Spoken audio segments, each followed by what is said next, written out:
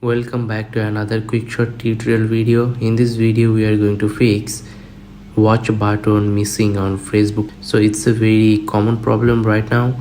To fix it you have to watch this video till the very end.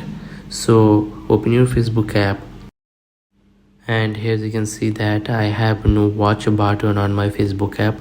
So now I'm gonna fix it. Tap on these three lines and then now scroll down and tap on settings and privacy. Now tap on settings, and from settings all you need to do is tap on profile settings. Tap on here and then now scroll down and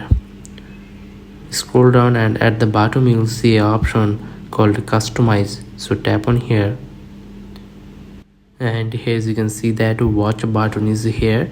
So now all you need to do is just tap on this hidden button next to watch and now tap on pin, and our work has been done. So now I'm gonna prove it, and now close your Facebook app and open it again. And as you can see that at the top my watch button is here. So following this simple process you can also get your watch button on your Facebook app. I hope you understand the full process. If you think this video is useful, then don't forget to like this video and subscribe to the channel. Goodbye.